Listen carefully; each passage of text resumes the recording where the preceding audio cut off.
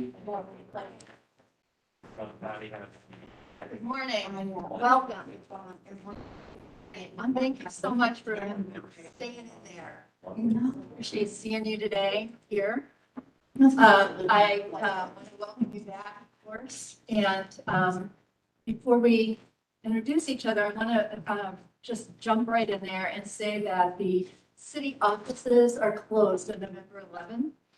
And we have the opportunity to reschedule on November 10th from 9:15 to 10:30.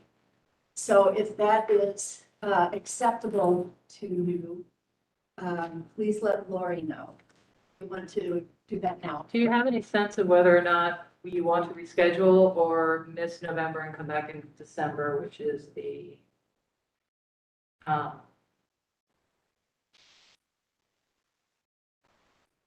What date was it in November? the date is, 10. yeah, the 10th. We had scheduled it on the 11th, and it's a new holiday. I didn't realize that Veterans Day. I'm available for the 10th. And I have a conflict.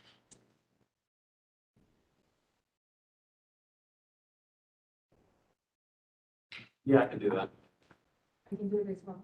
Okay, so I'll send an email out to the folks who aren't here, see if they're able to do it, and if so, Kathy. Oh, no. Great, that would be good. Yeah, that would to introduce DeVillis from the Department of Development and Jennifer Fetting, who you'll speak with later, and Lewis. Let's take it. Thank you. And we'll also be working with Lewis. Would you like to introduce yourself, and let's just go around and who we are.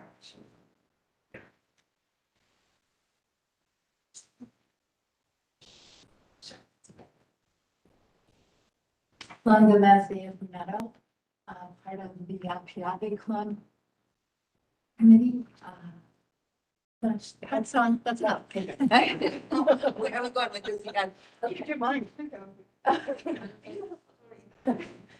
During UMass hour, work with Columbus Landmarks Foundation and history of city. James Sisto, Chief Legal Officer of Sugar Law Group, and I'm here as a representative of Society Club. Good morning, everyone. Kimber Perfect. I'm retired from the mayor's office just this past spring and here as a 20 from the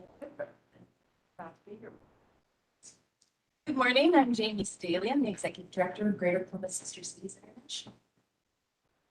I am Dan Montour, member of the Catalogna Mohawk and citizen of Columbus, Ohio, and an intellectual communication specialist at Ohio State. Good morning, I'm Shelley Torben. I'm a member of the Cheyenne River Sioux Tribe in North Central South Dakota. I'm also a resident of the Greater Columbus area.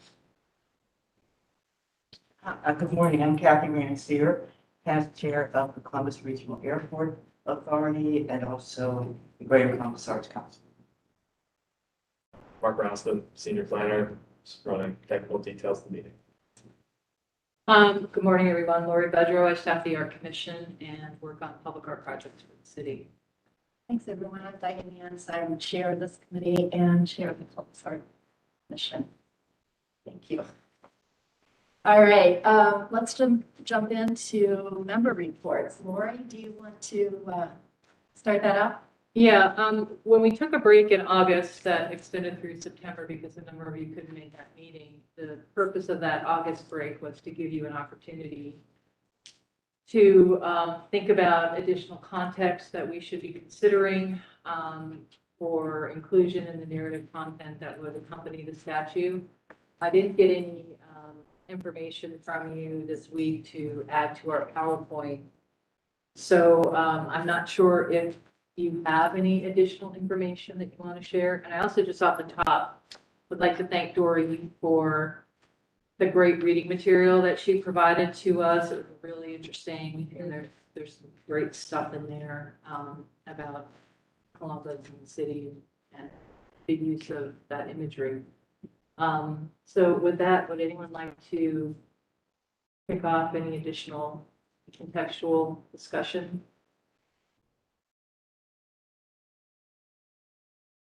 The only thing that I found that I might have mentioned, there were a couple of things that are in there, but I'd like to tweak a bit. One of those is that if possible, could we find something, a quote or something that talks about the artist's intent? We talk about sister cities, we talk about the city, but it would be really nice to hear something directly from the artist. And the other thing that I'd like to emphasize is that under the city of Columbus, we talk about what the city of Columbus symbolizes. And I'd really like to see that word explored a little bit because in some ways, what I believe we're talking about is really moving forward is the spirit of our community. If I may use that word, it may not be the best word, but something that explains who we are now as a community. Thank you. Judy, and your,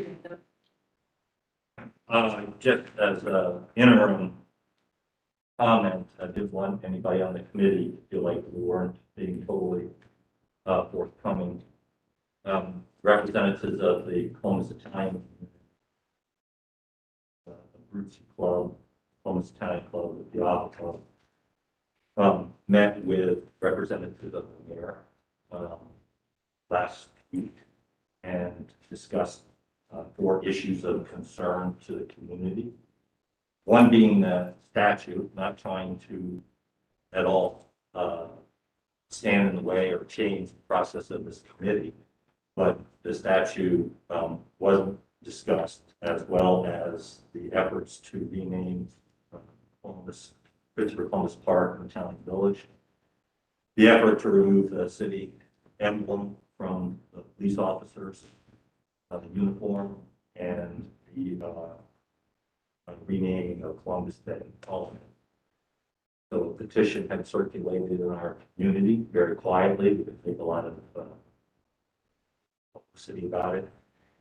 We had about 600 signatures from those 3 different clubs, combination of electronic and hard signatures, wet signatures, and we went and met with the mayor's staff to air our issues and concerns that any one of the 4 maybe could be subject to conversation and controversy, but to have 4 issues in very short order, all of which we believe are a friend to the Italian American community. So we did go ahead and have that. Thank you.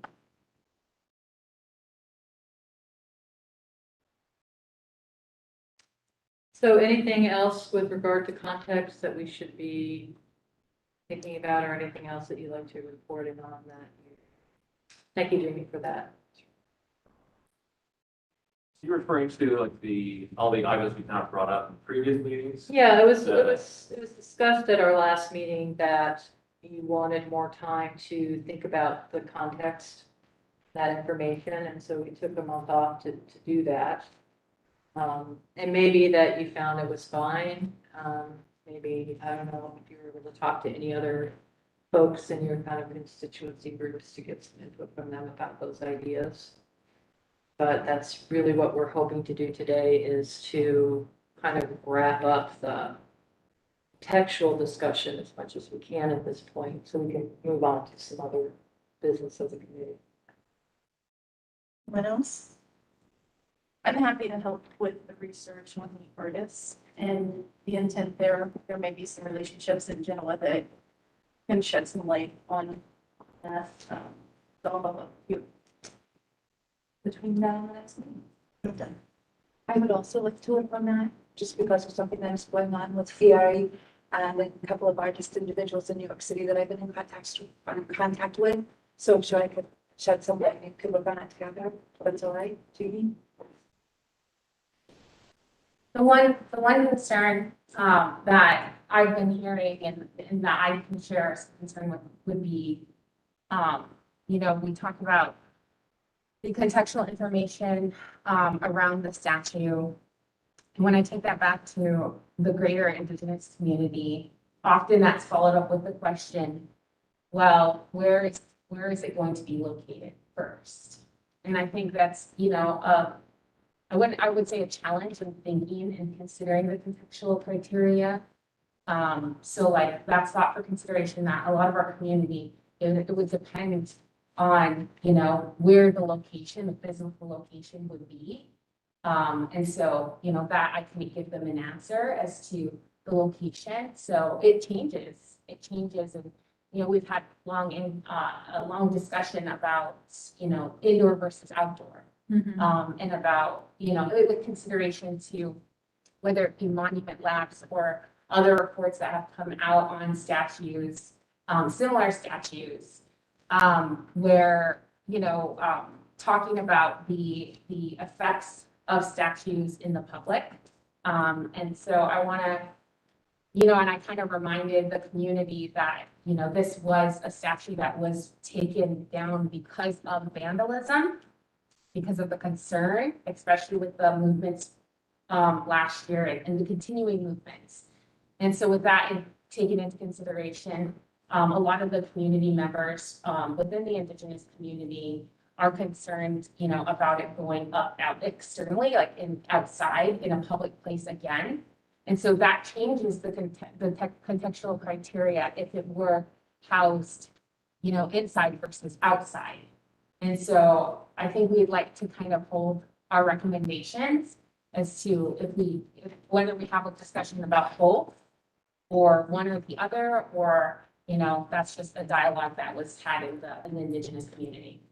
Can you give us any idea of how that might change, inside versus outside? We're talking about a 20-foot tall sculpture, so I think, I don't know, we don't know. We just don't know where it will go next. We know it won't be within the downtown campus here. But was there any discussion about, you're saying the context would vary, whether it was inside or outside, what that might be? So a lot of, when we put it out there to have, just like, hey, like, what are your thoughts and feelings around, the statue or even Columbus himself?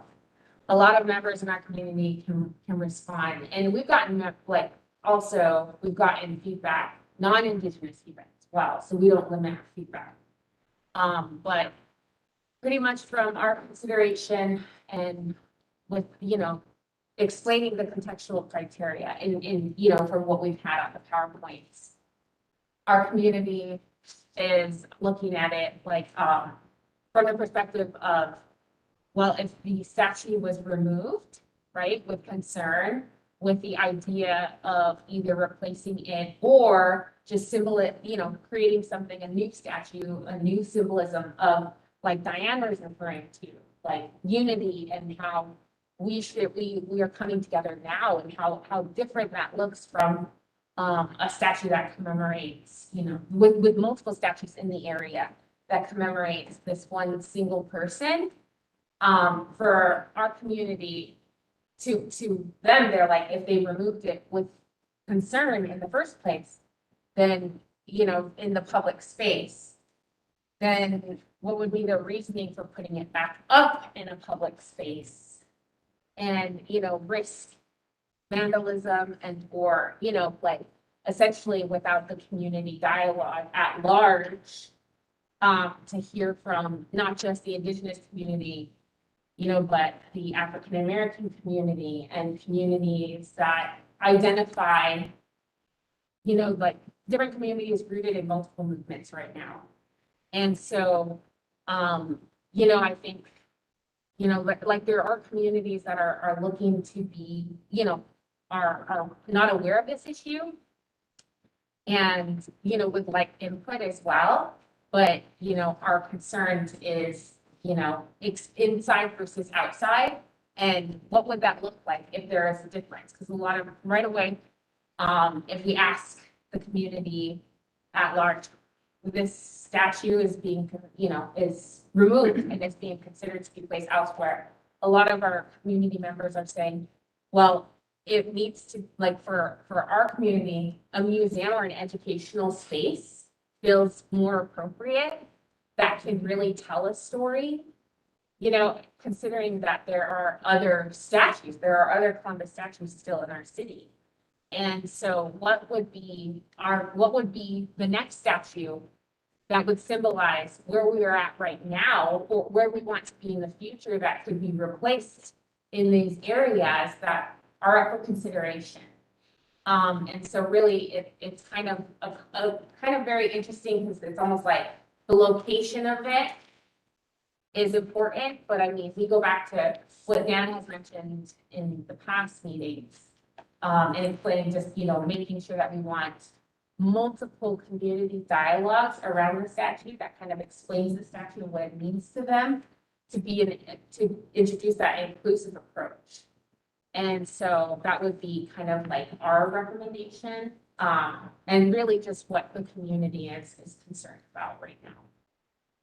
We have a tremendous amount of risks how this statute goes up and affects this community and the Columbus community at large. We risk the chance of saying we condone the violence that occurred in Spagnola and afterwards consolidation. It's a big risk for us.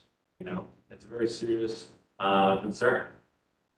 The metric that I test myself to is, would I bring my daughter to this? What would I want her to learn from this experience when we put this back up? We're talking about Diane, like, what do we stand up for? When we put this back up, what are we trying to do? And I hope you understand our caution and our concerns, about this being put in an inside space, because when you turn a corner and you see a 20-foot tall picture of Columbus, you don't have time to read the fine print. It looks like we're still condoning this narrative that has been so damaging for so long. This history that's been inaccurate, and that just affects the Native community, but all of us, our story here. And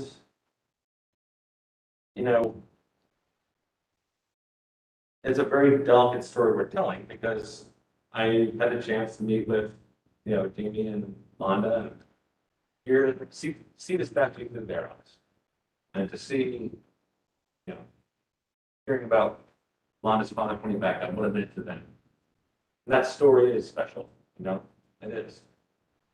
And we also, the same breath, need to talk about pretty brutal atrocities that occurred on the Spagnola context.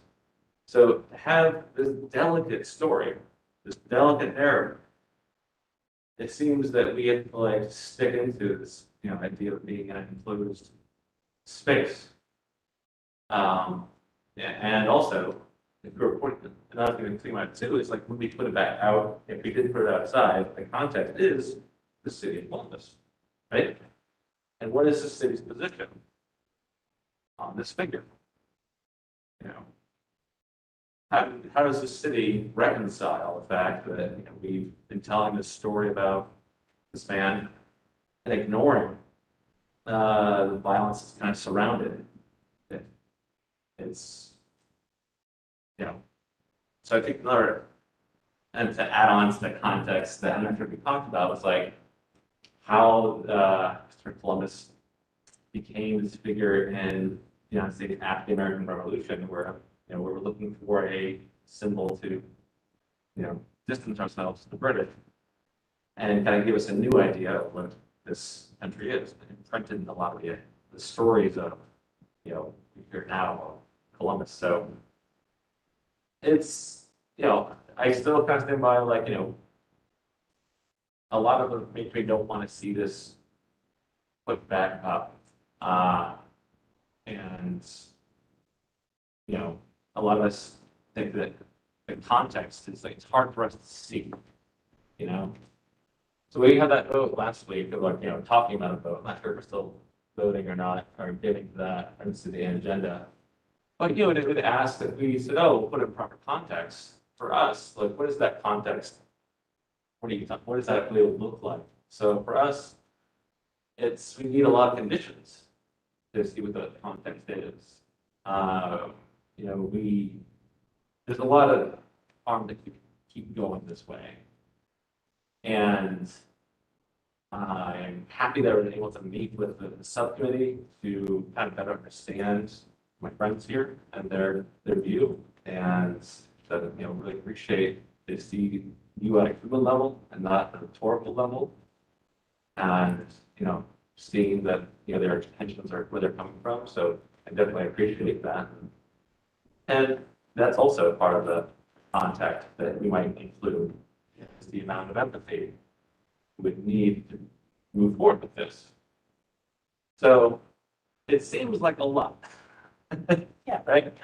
And it's really hard to just put it on the flag or pamphlet out of because there's the other element of justice. Like this statute came down during Black Lives Matter and people asking demanding justice for systemic racism in our society. And for so many of us, this is a symbol of systemic racism. And what justice, what symbol are we putting forward in the city to address that? And as well as all these other stories that are important to it. Thank you. Green. I think a lot of you may remember that when we started these conversations, and I have to say, this is the only committee I've ever really felt strongly about continuing in some way. Not that you'll change this forever, but it's this kind of interesting exchange of ideas that I think makes it very, very possible to think outside the box sometimes. So at one point, I know that I was suggesting there are so many stories that can be revolved around one piece of metal that it is almost impossible to find a location where that could ever be represented by a plaque. And some of you know I'm sort of leaning on the side that all those stories need to be told. And I think that is possible. It may not be a spot in which it looks like it is city sanctioned, but it is an educational spot, which really needs to have the capacity to be able to interpret in a variety of ways. And most recently, and some other ways I have been discovering yet some of that other research that had come out of the 1992, not just in our floor with Columbus, we were obsessed with flowers and Dana Reinhardt, and the rest of the world and historians were actually discovering more about Columbus than they ever thought they would know, including the fact he himself may have been Jewish and he may have been Spanish. And what were all of those other seamen who were on the Santa Maria and things like that? What were they? Essentially, they were Moors and they were Jews escaping from essentially Ferdinand and Isabella's reconquering of Christianity. And so at that point, to stay in and around Spain was a death penalty. So now you have refugees on the Santa Maria that are escaping religious persecution. It just doesn't get better than this, It's the made-for-TV movie that will never end in some ways. But I think that's still possible, but I want to kind of focus a different way about a new piece and think about it a little differently.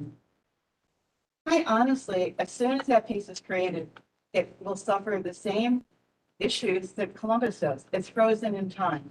It's one moment in which you're going to understand the dynamics of Columbus and the immigration and the patterns, not just of old European, but of all the new people that are coming into Columbus.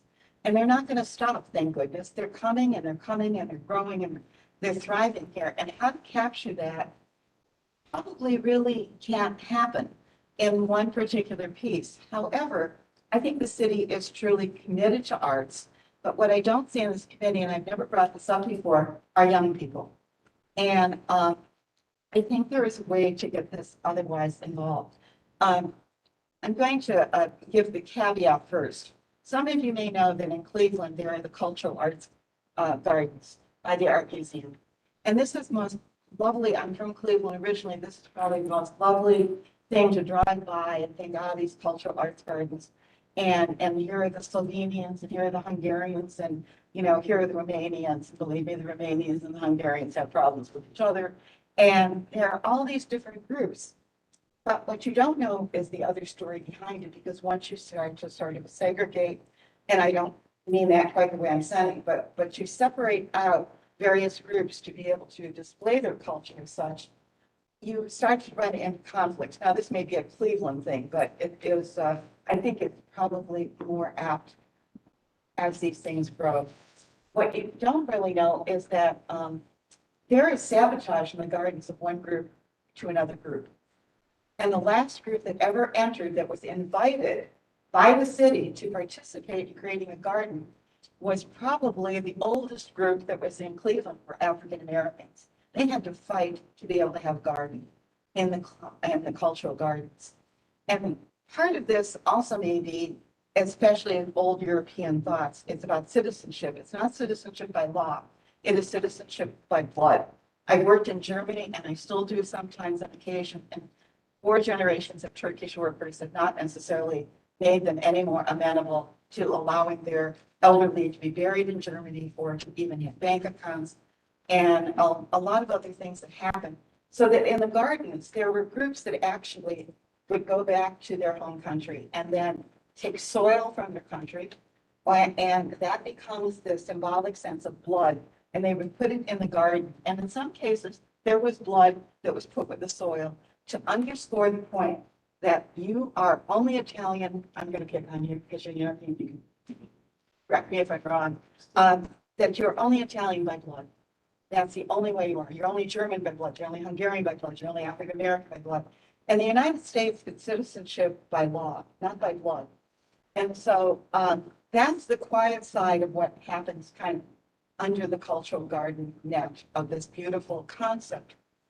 However, I don't know if there's any city that has ever perhaps considered in dealing with statues, first of all, create sort of a center for better understanding. And that may be where that statue has to go, because it symbolizes in some ways all what we know and don't know, and how we continue to perpetuate myths, even unwittingly.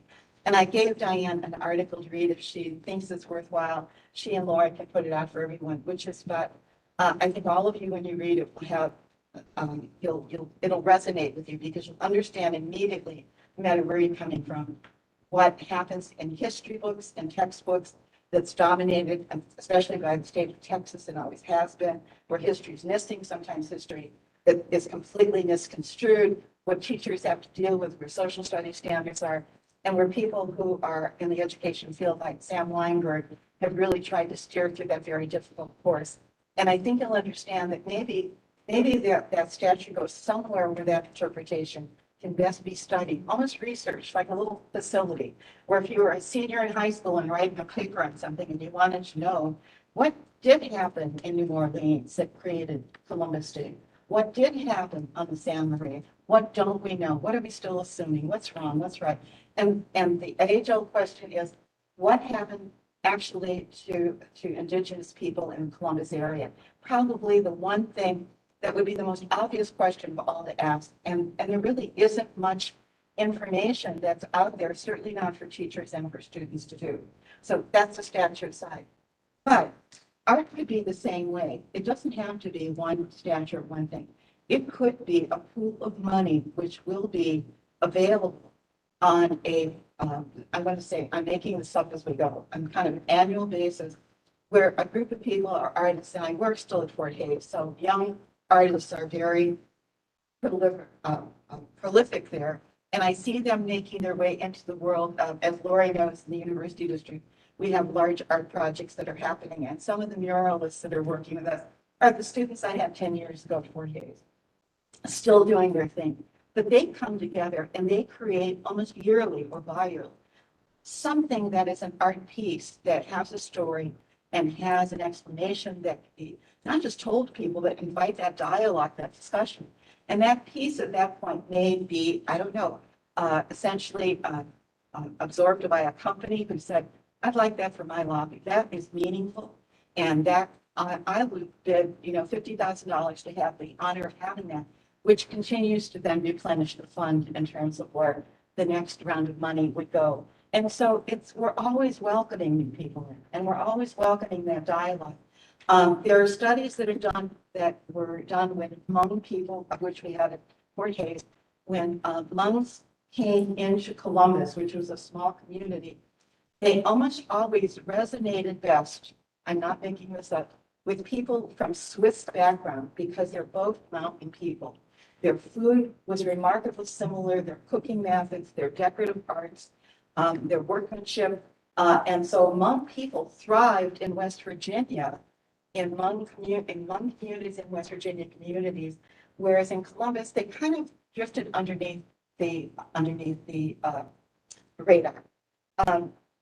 I'm trying to think of how you build for the future with this issue that we have taken on, that I think the mayor, and his effort to want to do the right thing, made a move. I'm just going to express my own opinion, a bit premature, but that doesn't mean, the luxury of this doesn't mean that I'm not trying to slow the process down, but that we take the time to build in a sustainability factor, because we're not always going to be here. As much as I enjoy you people, I doubt if we're going to keep meeting, in 2 years or so.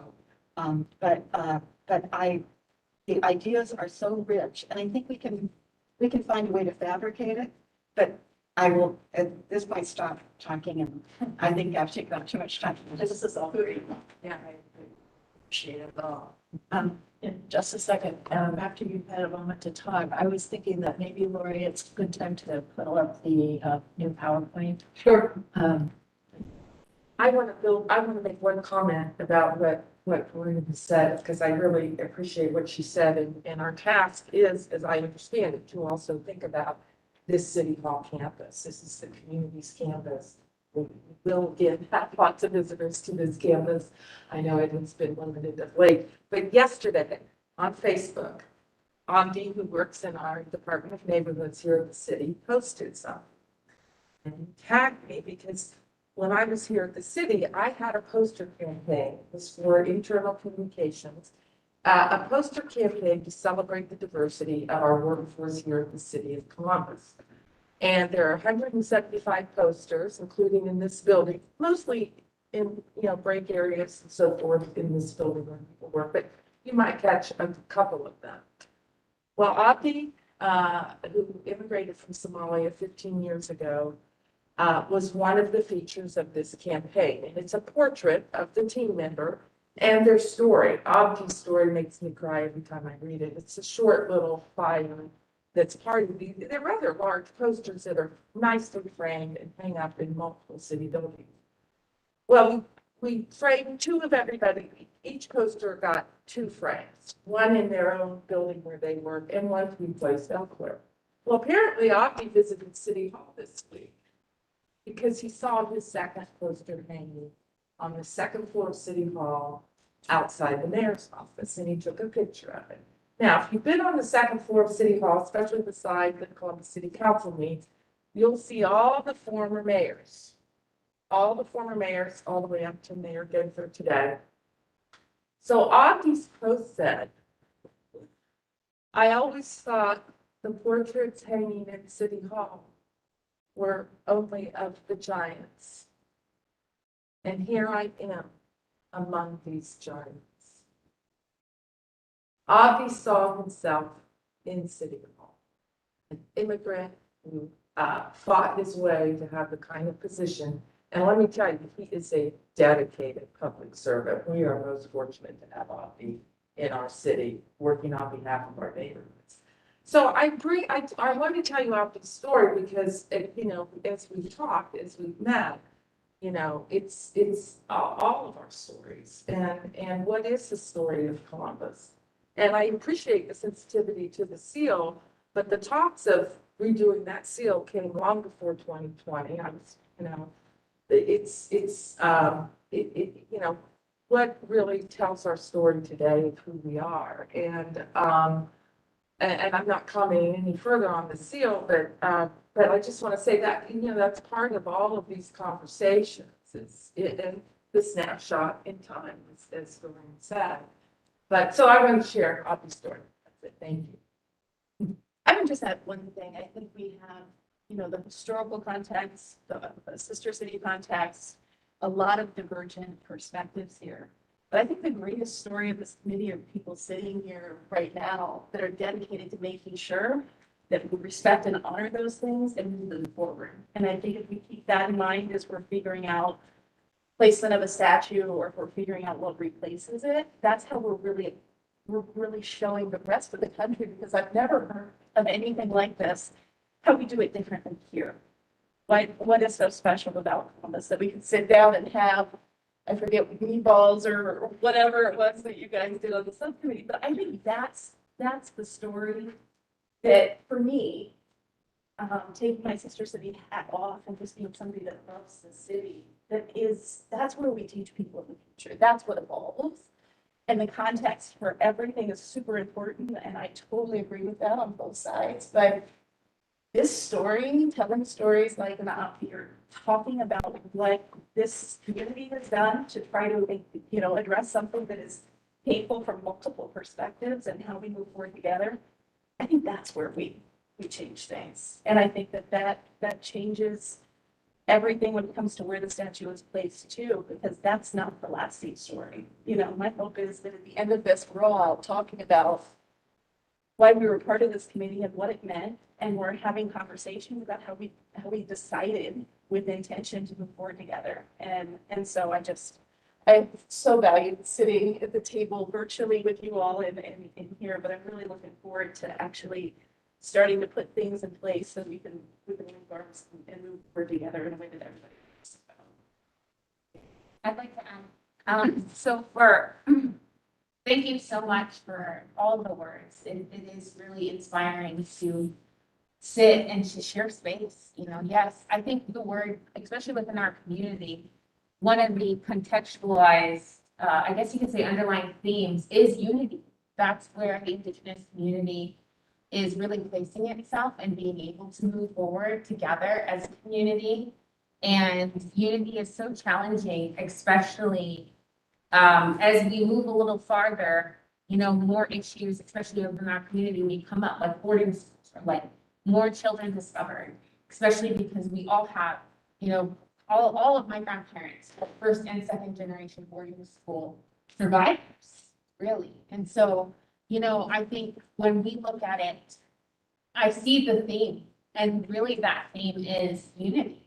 It's unity and being able to, being able to share our stories and share our stories of who we are and how we've all survived. We've all survived, and we all have very intricate, ancestors that have, whether, come from overseas or have survived, what we would consider very negative life experiences here on this land. And I think, being able to sit here and, evaluate a statue or symbols or whatever it may be in order to find those common values and these understandings of where we can meet and align and see that value and be able to move forward is definitely something that's happening underway in the Indigenous community, but I see it here as well. And I just wanted to say thank you so much. I guess I just want to say, what you said, Kim, just take away the name Opti, and it's all of us. And that's all we need to really remember.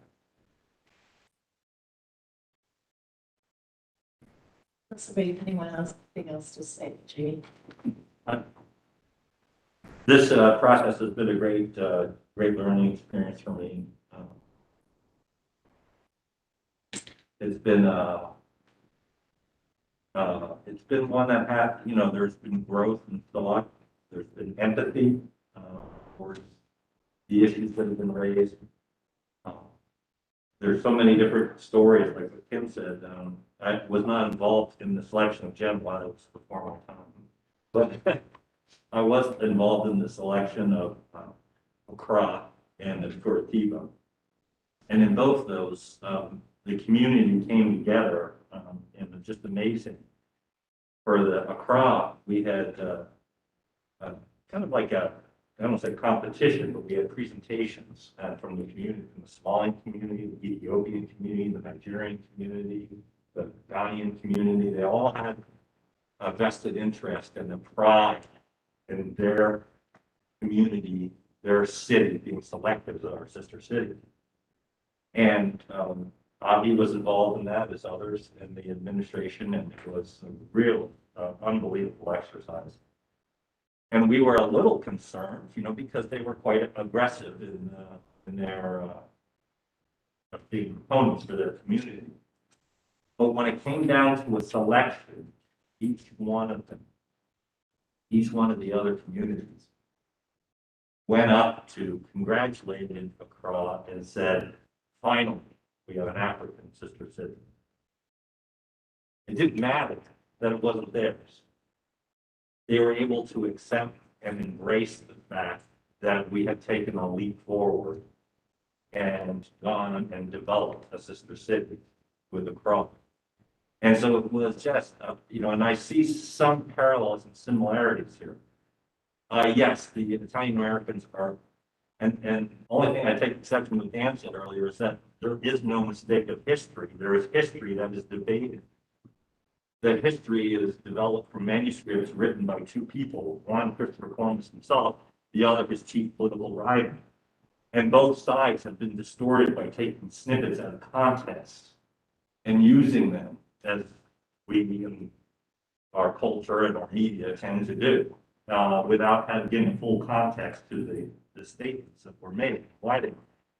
I'm not here to defend Christopher Columbus by any means. Whatever he did has to be judged in the context of the period of time. We can't change history. We can't change colonialism. We can't change, that my families, our families left their home countries for various different reasons, whether it was war or persecution. What Doreen brought to our attention the day Christopher Columbus left, August 3rd, 1492, he left Spain, was the day that Spain was expelling all Jews. They had already expelled all Muslims, but that was the day that, is that by coincidence? Or were they really religious refugees who were leaving that country because they had to leave? Why that day? History will have to judge that. I don't know. Does that justify what happened when they got here and the Santa Maria crashing, being built into a fort being burned down and ransacked, and atrocities starting from both sides? No, it doesn't. It doesn't justify any of it. But what it has come to symbolize to both sides is important. What it's come to symbolize to Italian Americans is that Christopher Columbus was picked as a symbol of Italian Americans by Benjamin Harrison in 1892. They didn't lobby for it. They didn't seek it out. It was picked. And for the indigenous community, I mean, I'm sure there are people in your history that you want to bring forward from, whether it was the chieftains or, people who led your nations, which they were nations. I mean, our own nation studied and developed its democracy based somewhat on, I think it was the Navajo, Iroquois. So it's so intertwined, but we're picking one piece and we're discarding it. We're trying to discard the one. And that's how the Italian American community is starting to feel. But I have to emphasize and go back and say, yes, but Dan and Marty and the indigenous community probably feels like theirs has always been discarded and not told.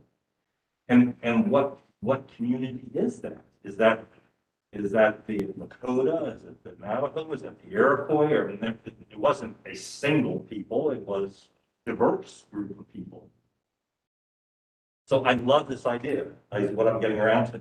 I think it's a great idea. I think it parallels what we did with Sister City.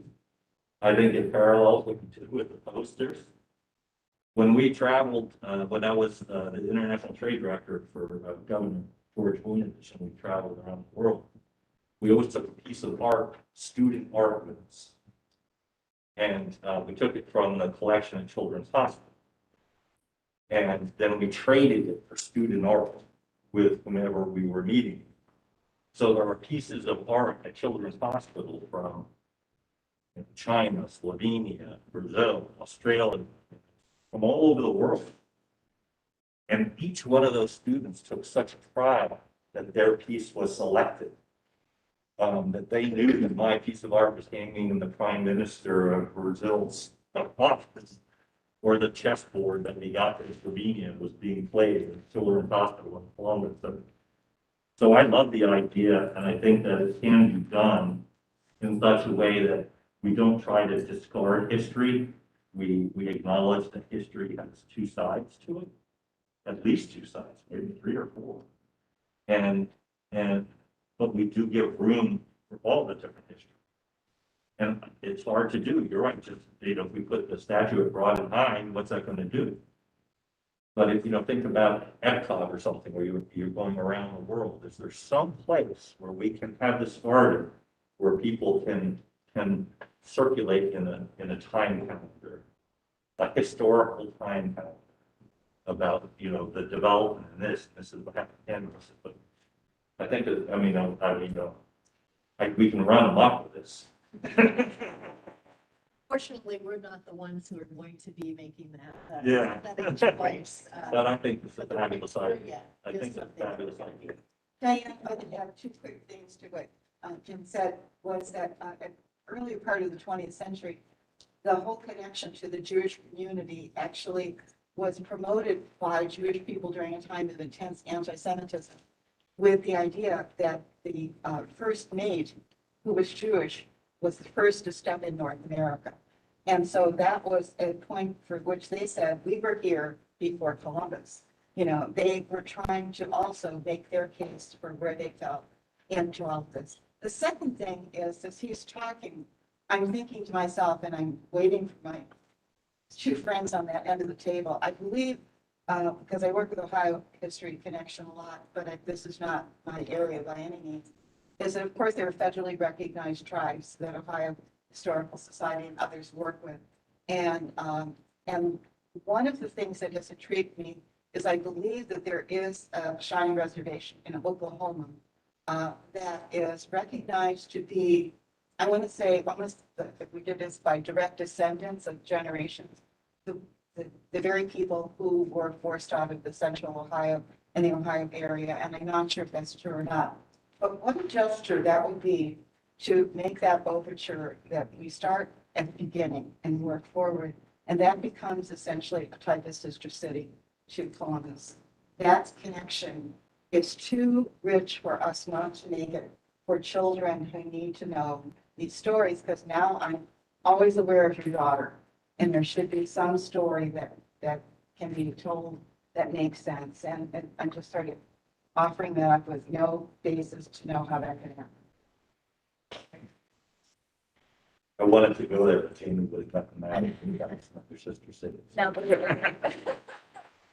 I tiptoed around. Let's Lauren to go through this PowerPoint, which I believe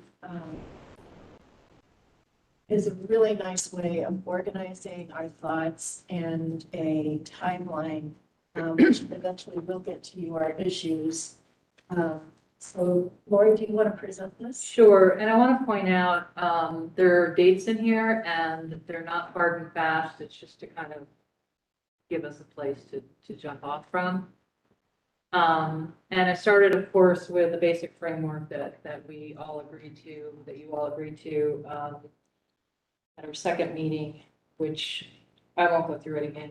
You've all been familiar with, but it's kind of the basic decision-making stepping off point for the Christopher Columbus statute.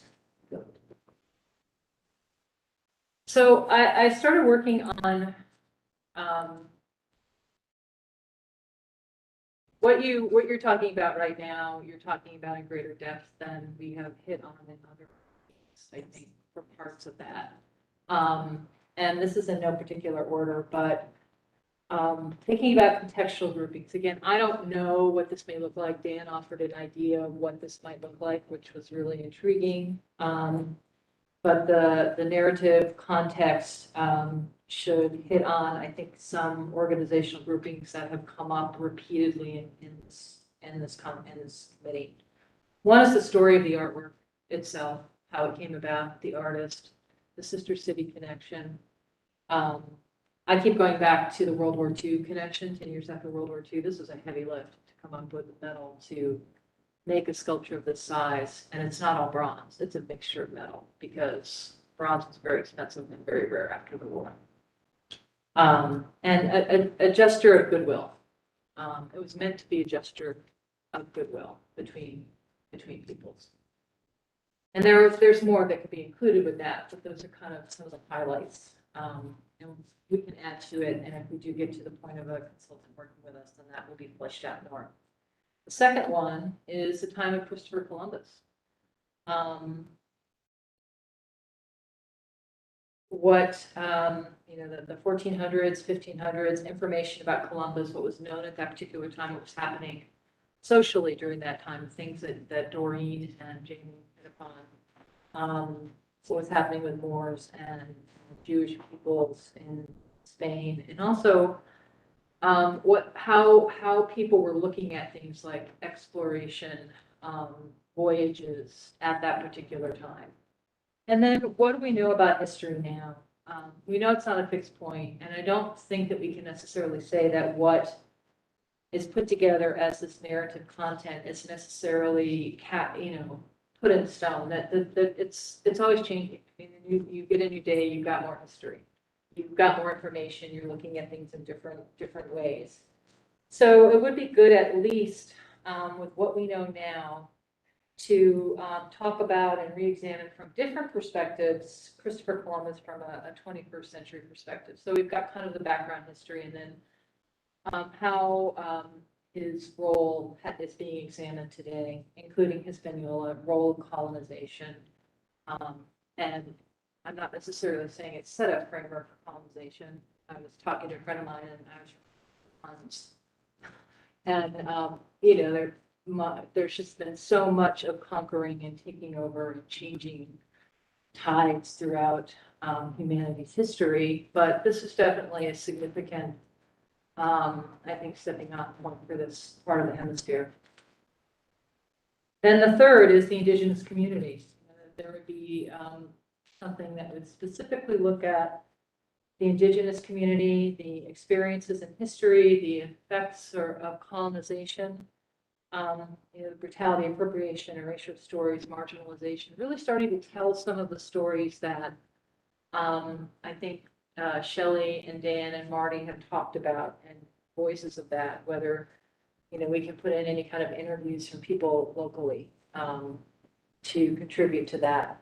And also contributions to society. We don't really think about it.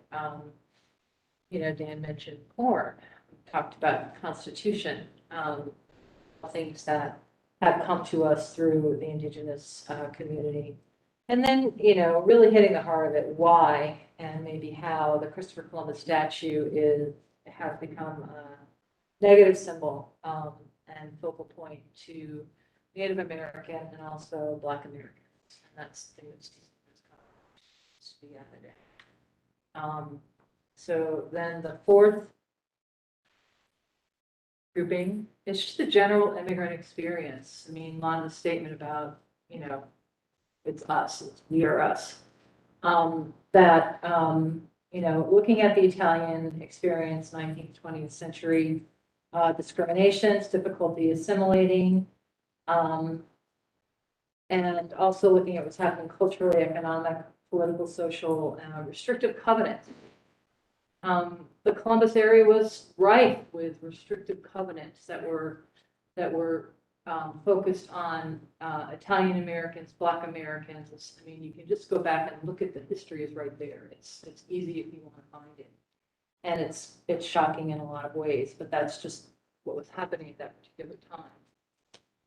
And then the immigrant story writ large. Italians are one part of the country, and Columbus is specifically immigrant story. How can we talk about experiences of our Irish community, Asian community, Somali community, and more than that? I'm not naming everyone. And also a look at what are our demographics now. I mean, people will probably be surprised to find out how many people from different countries live in the city of Columbus, are productive, important members of the city of Columbus, and really add to the richness of our city. So that was seen as the fourth. And then the last one was the city of Columbus, which really is what differentiates us from other cities that have removed their Christopher Columbus statues. they don't have the name Columbus. And with that, we need to think about the history of the name. Doreen has provided us with some wonderful information to look over. The imagery involving Christopher Columbus. Why are we even thinking about reinstalling the Christopher Columbus statue? What is the truth about that cultural recognition? And again, touching back to immigrant experiences that I think all of these groupings kind of relate to each other. They help to build a story. And also, what does the city of Columbus represent in the 21st century? Who are we? What are the cultures that are represented? How do we see ourselves as Columbus, aside from any relationship to really Christopher Columbus? How do we look at ourselves moving forward? And so that was what I put in for the last grouping. And I guess I'd like to stop right now and see if you have any thoughts on those. And I will give you all links to this so you can look it over at your leisure. And there's a lot of filling in to do, but I'm really starting to think about how we might organize it if we get to the point of hiring a consultant to help put this information together. While you're thinking about things you might want to do, I'd like to introduce and welcome Jennifer Fenning. Is this all right for you? A good time for you? It's going to be working with us and with all things public art. Yes, and I feel a little awkward. I think I'm in the agenda as welcome, and I feel awkward giving a welcome after there's already been so much thoughtful dialogue. But I wanted to just take a moment to introduce myself and my role. I'm a new deputy director in the City of Columbus's Department of Development. I have joined the city since this committee last met. And in my role, I will be partnering with Lori to support you with the resources needed as you align on a recommendation for the future of the statue. And I'll talk a little bit about that, but I do just want to thank you. Thank you for your leadership in participating in a dialogue that very few communities have engaged in. As Jamie mentioned, Columbus is not alone in addressing symbols in the community and the public domain, but few communities have pursued this dialogue of reintroducing the symbols with more inclusive context and using them as tools to educate on our past and bring about a more inclusive future. And I just want to take a moment to thank you for this dialogue and for your willingness to explore this with us. Thank you for approaching this dialogue with empathy and for making time in the process to engage broad community stakeholders to inform your recommendation. And thank you too for your patience as we've continued to navigate the pandemic and have made the switch to meeting in person. That's acknowledged and appreciated by all of you. As Lori alluded to, I wanted to share with the committee that if you find it appropriate and desired, we have identified resources to procure a third-party consultant who can assist you in developing the context for the statute. As I listened today, I think there is some alignment in the willingness to reintroduce it to the community, but I hear perhaps a desire to see more specificity in what it could look like and where it could be. And so we're prepared to bring some resources to this conversation to help envision that a little more granularly, to the extent that they could help develop this narrative, as well as 2 or 3 design proposals. And I think we need to include site considerations for what this could really look like for you to respond to a little more concretely. This investment would need to be approved by City Council, but the Department of Development is prepared to help facilitate that process on your behalf if you deem it a desirable resource. As was mentioned, City Hall is also the city is mobilizing resources to develop a new public artwork for City Hall's campus. As directed by the mayor and as I've heard you describe in this room, the city seeks to commission a work of art that demonstrates our enduring fight to end racism and celebrate the themes of diversity and inclusion. I anticipate that we'll be ready to initiate this work under the direction of the Columbus Arts Commission early in the new year. I look forward to supporting you in the next steps. And I am here to help you mobilize the resources of the city that you need to proceed.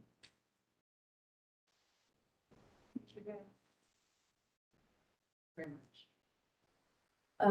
Do you have any comments on the five organizational areas?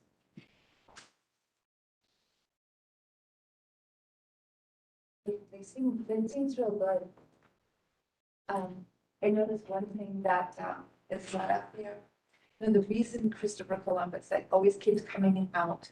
And I realized that there's something not there. The reason is so much because Ku Klux Klan 100 years ago took Christopher. He was the person they targeted first.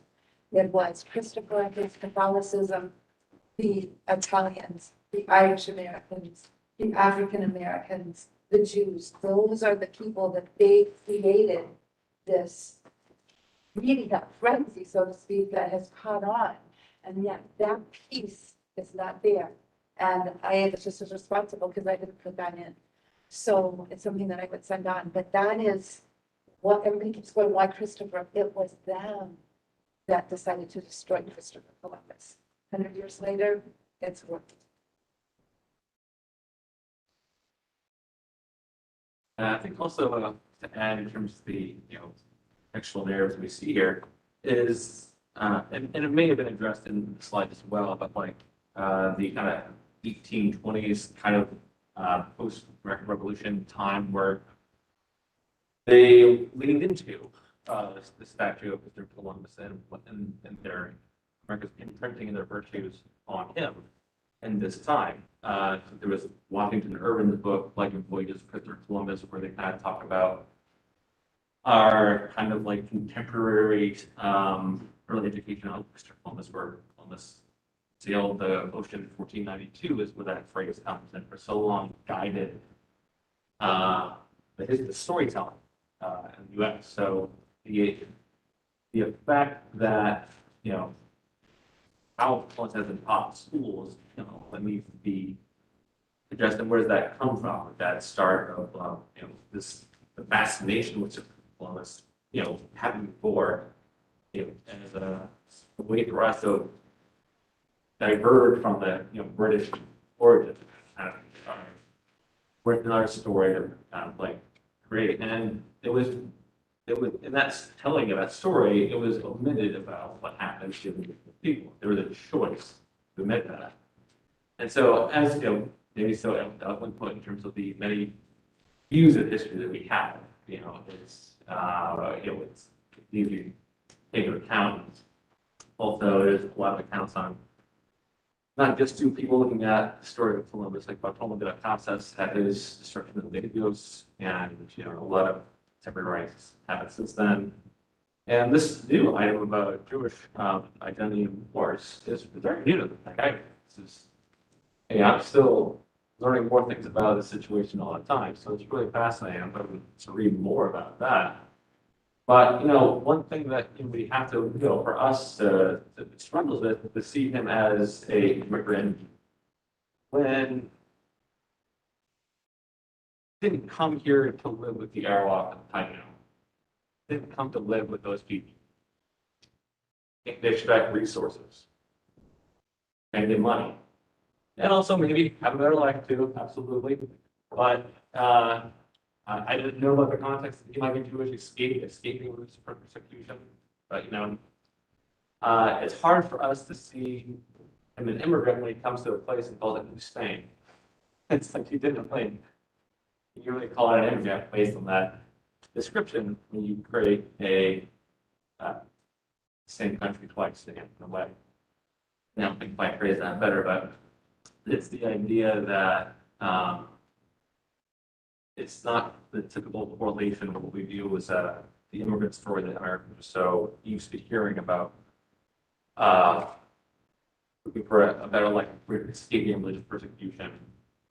And then, but with him, we see a figure in a system that forces,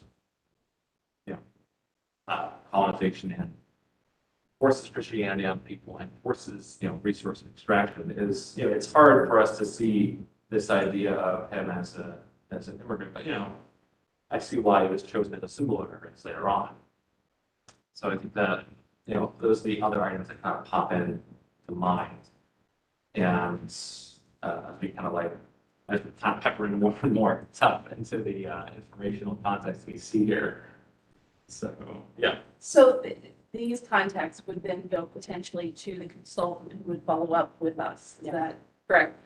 So if we feel good about kind of the snapshot that's there currently, we can continue to have those conversations as they move on. If I discover a wonderful story about our sister city relationship, and I feel very passionate about making sure that it's integrated in, the role of the consultant is to shift, sift through everything and make sure that multiple perspectives are presented.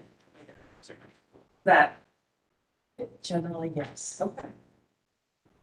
Yeah, I can expect tweaking to happen, if we get to the point of hiring a consultant, it will be massaged some, and it will also,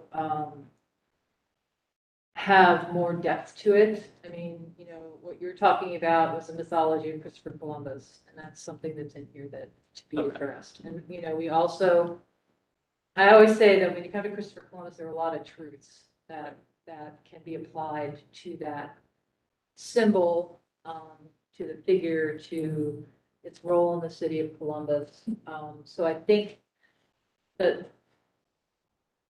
the overarching thing is to be truthful and to also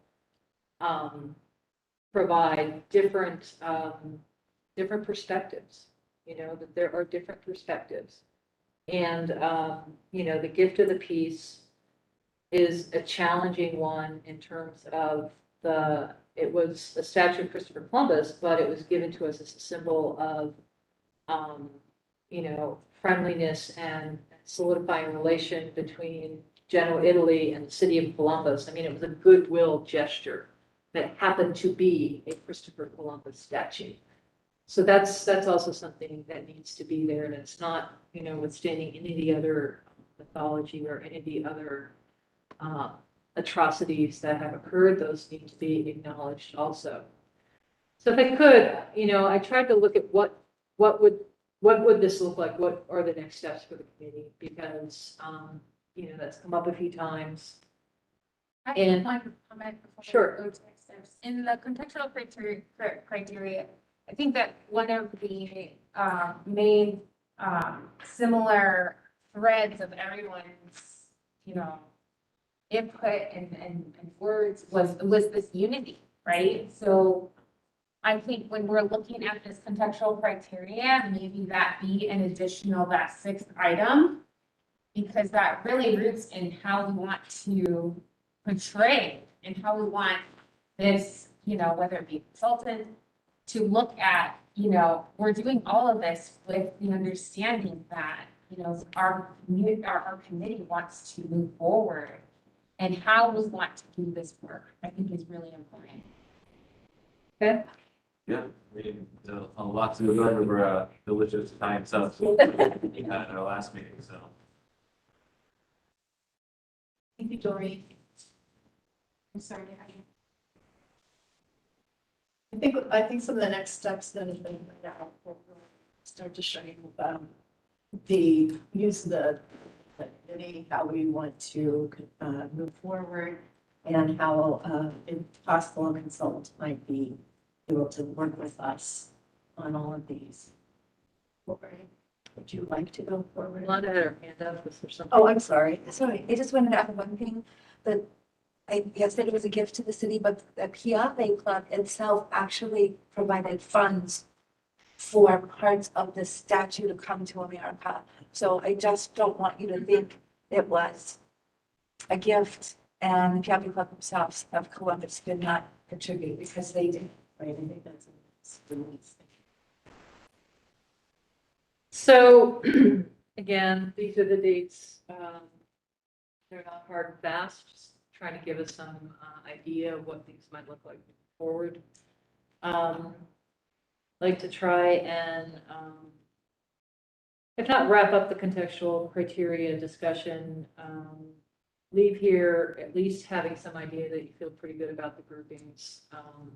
organizational groupings for the information that would accompany the statue if it's returned to a public location. If we can meet on November 10th, we'll do that. If not, December 9th. We really like to put forth a request for a vote. And instead of, know that there's some apprehension, so the vote would be to continue to conceptually or conditionally recommend the return of the Christopher Columbus statue to public location with accompanying contextual information. So it's not that you're signing off completely, but it does give us the go ahead to go to the Art Commission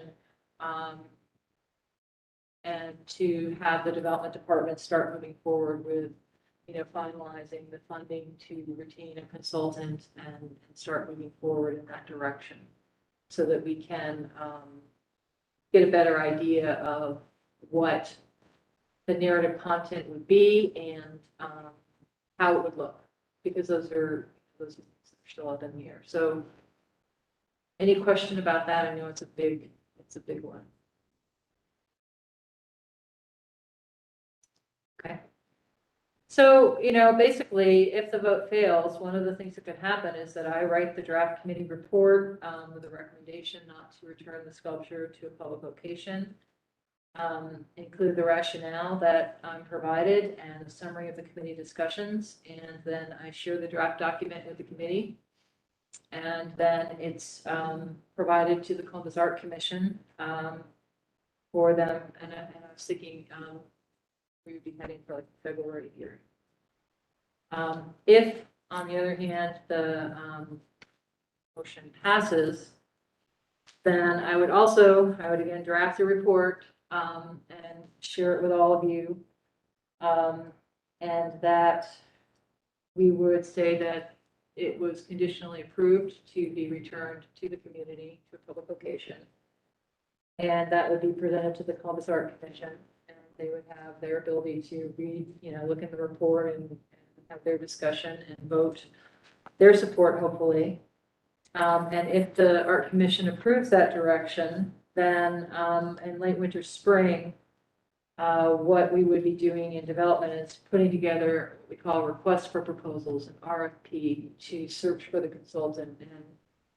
And I think it's important that, we're looking for someone who can write this narrative context, as well as it's either a consultant or consultant team. And I think it's a consultant team because we'd also want to have 2 or 3 design proposals of what this might look like. And it's important to have those 2 people work together so that they're aware of the information, so that they can come back and they can show what this might look like if the piece is returned, what the information would be, how the information would be displayed. And then the other big thing that I think is kind of I haven't quite grappled with it all the way yet, but there are a lot of big ideas that are floating around this room and have in every committee meeting, that there are conversations that need to happen beyond this group and need to happen continually. So one of the things that we'd also be looking for and adding into the RFP is a development of a curriculum or discussion points and resources to support a deeper understanding of the items that are in the contextual narrative, and also possibly keeping them a bit more up to date, because new immigrants, new experiences, evolving city, what does this mean? And I don't know what that looks like yet, but that's something that we would like to include in the RFP. And for the other important thing is that we have an interview panel that would meet with the various consultants providing proposals, and we'd like to have 3 members of this committee participate in the interview. So that's another way that we keep you involved. And then looking toward the spring of 2022, if we find a proposal that, well, actually, we would be going to council for the funds and the authorization to enter into a contract with that consultant, so they would be on board and they would start working. And possibly in spring of 2022. And also during that time, we would also kick back in with our work with the Finance Department and Recreation and Parks and other potential stakeholders that might have some participation in where this piece might be located. So that will be an ongoing conversation. It's a little bit of chicken and egg. You don't really know what kind of land you need till you know what it's going to look like, but you don't know what it's going to look like if we. But so we just have to start the conversation. Then in summer of 2022, we would reconvene the committee to meet with the consultant, assuming that they're on board, they're contracted with the city. So the first stop will be back here to this committee so that you have a chance to talk with them and they have a chance to talk with you. We'd also be asking the consultants to hold stakeholder interviews.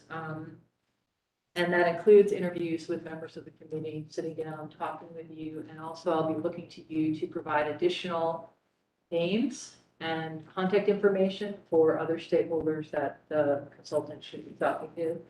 And we'll be doing some research on that also. Then in fall 2022, reconvene this group again for the consultants to present their draft contextual narrative and their proposals so that you get a crack at listening to that and providing input, preferences. You know, we're looking at more than one type of proposal. So we really want to have your feedback on that and know that there's a comfort level to you all as we start moving forward. Then the consultant would present that information to the Columbus Art Commission. So it's kind of a two-step process. But we would have them come and speak to this group if we're going to. I really need to make these bigger.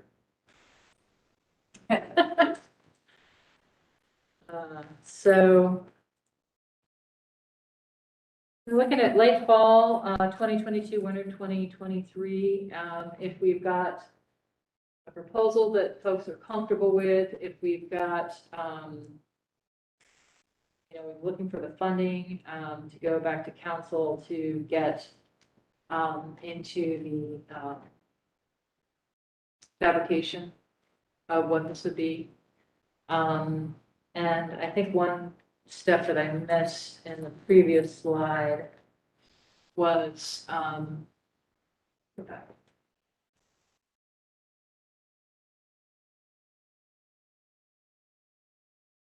guess we're going forward. Sorry. We would want to slot back in here where it makes sense to do so. Bringing that vote back to you sometime after you've seen the consultant proposals, where we take away the conditional, we ask bluntly and clearly for the committee to vote on supporting the return of the sculpture to a public location. And that's after you've gone through the process with the consultants. It's after everyone has had a chance to talk with the consultants, you've had a chance to look at the narrative content, you've had a chance to look at the potential displays of that content. And I think that we would probably look to getting more information out to the community as well when we have that information so that people can really chew on something that's a possibility. We can get some general support from the larger community, as well as folks can come to the Columbus Art Commission meeting, which are public meetings just like this one, and share their thoughts as to whether or not they support. But if we're able to move forward, potentially we could have installation sometime in the summer. So then I just did a summary of really the committee's role moving forward. So 3 committee members participating on the consultant interviews, reconvening to meet with the consultant at the start of the contract process. Consultants will conduct stakeholder interviews, including with members of this committee.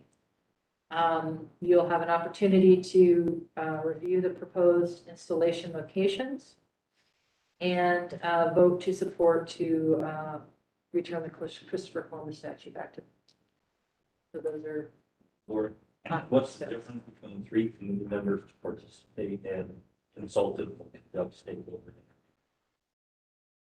Well, 3 committee members to participate in consultant interviews. That's where we're actually interviewing whoever responds to our RFP, selecting the selection of that one consultant. Oh, okay. You actually mean, Yeah, and then once the Interview. consultant is hired, then they would be Okay. interviewing you all as stakeholders as well as other people within the. got it.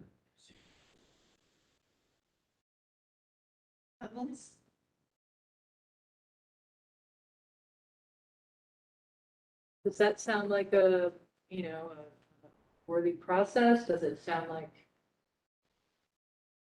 It's nice to have targets to shoot for, nice to have deadlines and timelines. But does it give you I comfort wish it in could be your? faster, Yeah, but it is what it is. yeah, I mean, but well, that far away, really. But does it give you a level of comfort, I think, of involvement and the opportunity to, it's not like you're just signing off at this point and we go forward and we do something, we check in. But the idea is to bring you along the way and to give you opportunities for input, comments, as we keep moving forward. If there's something else that you think we should maybe look at doing, opportunities for the committee, we're more than happy to look at that. But I really wanted to try and give you some idea of what cities, steps and expectations and, involvement would be going forward. Because this has been a really wonderful group and we want to continue to get input from you as you move forward. Make sure that you're comfortable. From past community groups I've been associated with, this is actually a reasonable timeline. I too wish it was a little faster, but I think reasonably it works with all the other deadlines and taking it to the commission and making sure that the consultant comes back to this committee. If you're going to give conditional support to move forward, I think you deserve the right to say whether that conditional support is continued as support or you're not going to move forward with it. I think that you deserve that opportunity. For clarifying reasons, public location, meaning the outside, indoor, is there? We don't know. It could be. It could be either. I mean, we'll take into account what you talked about today. Mhm. But, to be honest, I don't know. We don't know. But this also gives the opportunity for you to go to other city departments and come up with possible places. A Yeah, conditional or- approval gives us the ability to start moving forward to investigate this more thoroughly, to get a consultant hired and on board to take what we've talked about, all the different contextual information and put it together in that narrative content to visualize what this might look like. I mean, it might be someone who has, museum curators, they do this sort of thing all the time at the Webster Center Museum of Art. It could be someone like that, and it could be an artist. They could bring an artist in or a landscape architect to help with imagining what this would look like, how that information would be displayed, how would it relate to the Christopher Columbus statue, whether we're able to find a place to put it inside or whether it would have to be outside.